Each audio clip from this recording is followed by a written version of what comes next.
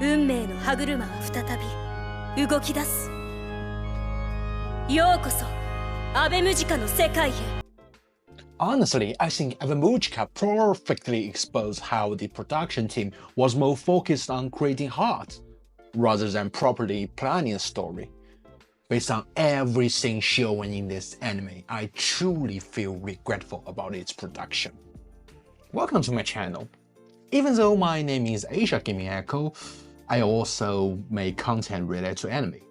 For those who don't know, Avemuchka is the latest anime in the Bang Dream Girl Band project, and its growth to Maigo, which was highly regarded by certain groups. It follows many of the themes and characters' developments from Maigo, and in a way, that's exactly what makes it so disappointing. For me, I wouldn't call Maigo is a perfectly made anime, but I do think it was a well-done original work. In just 13 episodes, it successfully built up a growing girl band.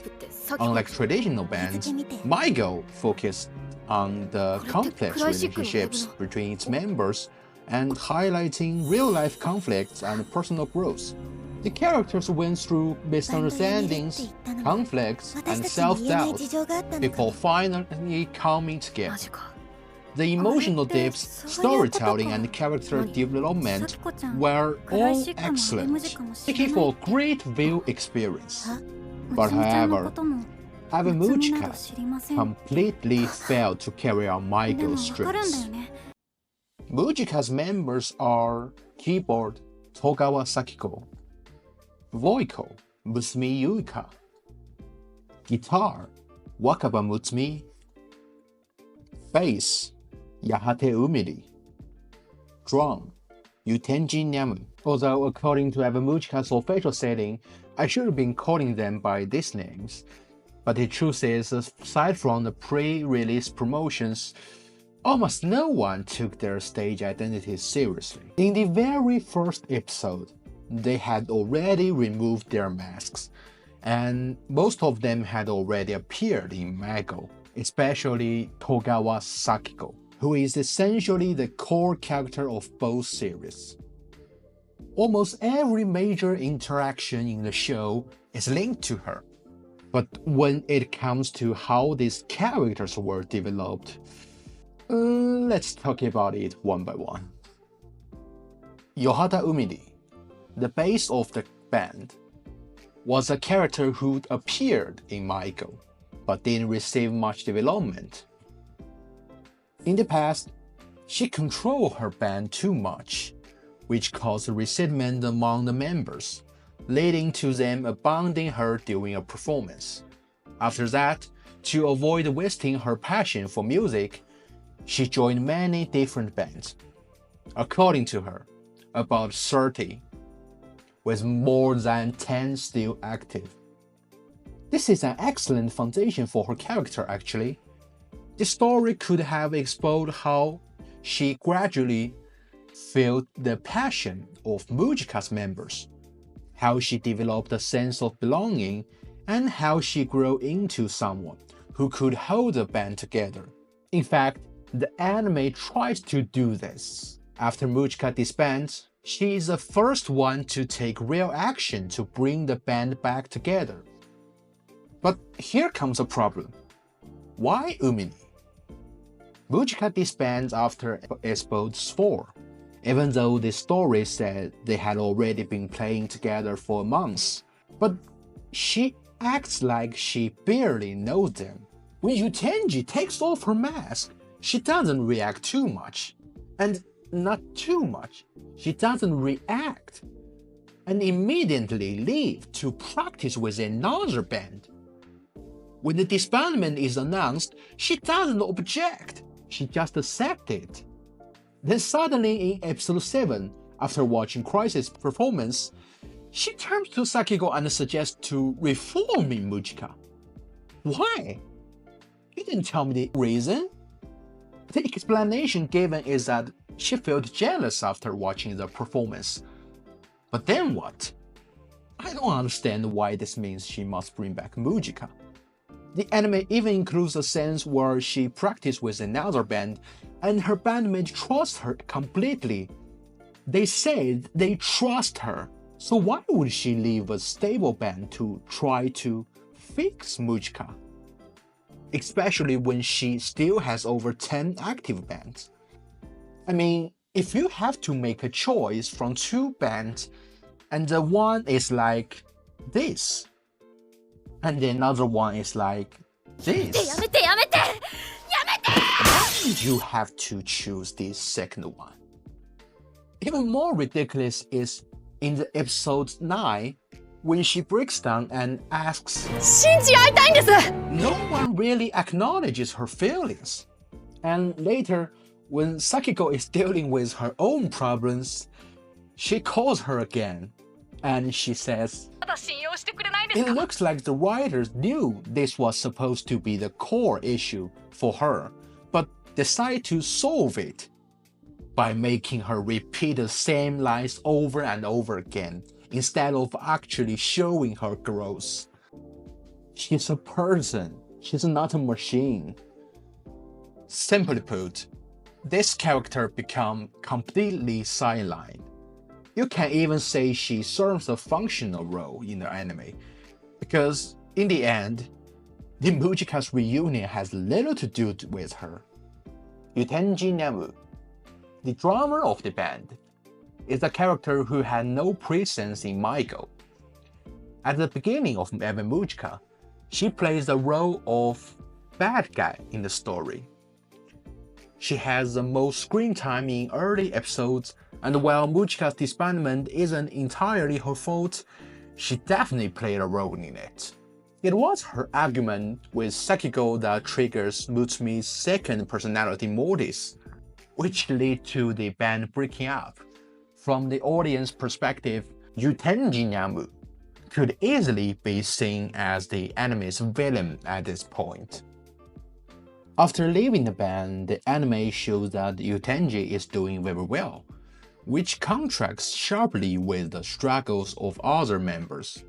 At first, I thought this was a setup for deeper character development later. Maybe she would come to feel a sense of belonging to Mujika. But I was wrong. Yutenji's problem is even more worse than Umili. At least, Umili's actions were always related to bands and music, even if her motivation were unclear. But Yutenji's actions were always about fame. Yes, we see sense of her practicing hard, but beyond that, we never really see what she wants from being in a band. In fact, after leaving Mujika, her life improves. The anime tries to justify her attachment to Mujika by hyping her to another character, Wakaba Mutsumi, through their shared obsession with acting. Eventually, Yutenji even admits to Mortis that she feels jealousy and admiration, maybe even love toward Mutsumi. Honestly, I'm not even sure if she was referring to Mortis or Mutsumi at this point. It's very complex for me. But this creates another problem. Setting aside how strange it is to connect two bandmates through acting instead of music, are these two even close? They know each other well? Their relationship never feels deep enough for such a moment. They did not talk too much. Then you tell me they have to form together.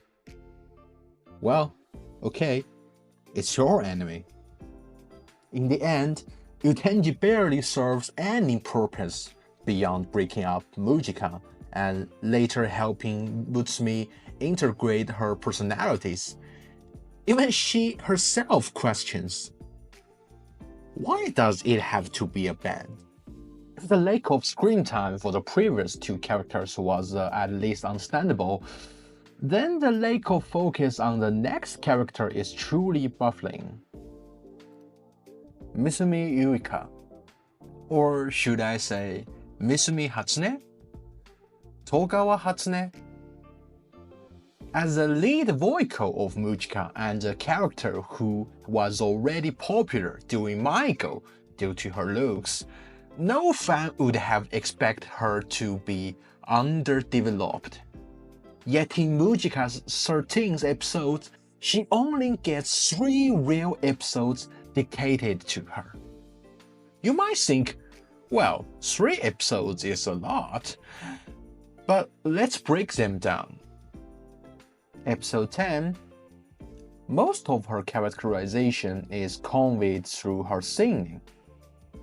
Episode 12 mostly repeats what was already said in episode 11. And episode 11, a full episode focused on her, but it's essentially a one-person drama. These episodes are enough to help us understand her, but they only shape her into one thing, a pitiful girl who craves Togawa Sakiko's approval because of her own insecurities, compared to Yumiko and Yutenji. At least she has a clear certain identity, but it's still far too thin. Worse still, she's giving a series of sudden strange revelations that I can understand, but don't think were necessary. In episode 10, out of nowhere, it's revealed that she's not actually Yuika, but Hatsune. In episode 11, we were told she's Togawa Sakiko's grandfather's illegitimate child. And the real Misumi Yuika exists. And Hatsune stole her name when she came to Tokyo. Yuika's dream is to become an adult. So this is more like Hatsune steal her sister's dream. I will continue to call her Yuika because this real Yuika does not exist in the anime. This plot twist doesn't deepen her character. They only reinforce her obsession with Togawa Sakiko. And before all this, she was practically non-existent in the story. In fact, despite being listed first on the official cast list, she completely disappears in episodes 6 and 7. Yet her presence in live performance captures her sense beautifully. Her voice acting is outstanding, and her interactions with Togawa Sakiko are genuinely engaging. But despite all that, I still feel disappointed. Honestly, I usually don't critical anime characters this way. If Yuika were in a different anime, I wouldn't think anything was wrong with her portrayal. But the reason this problem stands out so much in Mujika is because of the character who gets the most focus, Wakaba Mutsumi. Wakaba Mutsumi had already appeared in Maiko as a member of the old band Crysic, and was childhood friend with Togawa Sakiko. I can say with full confidence that her character and storyline completely killed this anime. In Mujika, she's suddenly given a split personality, another persona named Mortis, who emerges whenever Mutsumi is under pressure. But within half an episode, it becomes clear that this personality is useless. The band still breaks up regardlessly. From then on, all the way until episode 10, the entire core of the anime revolves around this split personality. The show presents Mutsumi's internal conflict in a creepy, horror-like way, yet at the same time, other characters, including Mortis herself, keeping insisting that this is just acting. As I watch, I keep thinking, is this some kind of puzzle the creator wants me to solve? But before I could find an answer, the anime solved everything by killing Wakaba Mutsumi and merging her with Mortis. So why am I so fixated on this issue? Because after Mujika disbands, not a single bandmate visits her for entire months. Entire months. Even though she just suffered a serious onstage breakdown. This event completely ruined my immersion. If, in the end, the anime had confirmed that everything was just acting, no one is harmed, then I could say, okay, it's fine, this wasn't an actual disorder, so it doesn't mean her bandmates didn't care about her. But no, the story ends with Morris and Mutsumi's personalities merging. Wakaba Mutsumi had legitimate issues like pressure from her family and lingering fears from her old band breaking up, but instead of developing these naturally, the writers turned them into a split personality gimmick. Then they took it further. One personality wanted to restart Mujika while the other wanted to revive Crysic. The show even brought in MyGo members to help Mujika member grow. But in the end, the only resolution was Togawa Sakiko know that she has to be one of the Togawa group. The setup and conclusion were fine, but the middle? It was just a black hole. And after spending 7 whole episodes focusing on Wakaba Mutsumi's internal conflict, once her personality merged, we don't even see what she's like afterward. All the deep introspective character writing, gone. Why? And so, after all the hype and the marketing that went into this anime before it aired, it finally ends with 2 bands performing live, along with the announcement of a sequel. I admit, my disappointment is partly because I had high expectation after MyGo. That's on me. But this anime still let me down. That said, I will still look forward to its sequel. If nothing else, Mujika's songs are amazing, and I highly recommend checking them out. And that brings us to the end of this video. I'm still bad at making videos, so if you watched this far, please leave your thoughts in the comments. So, see you next time. Oh, isn't there one character we haven't talked about yet?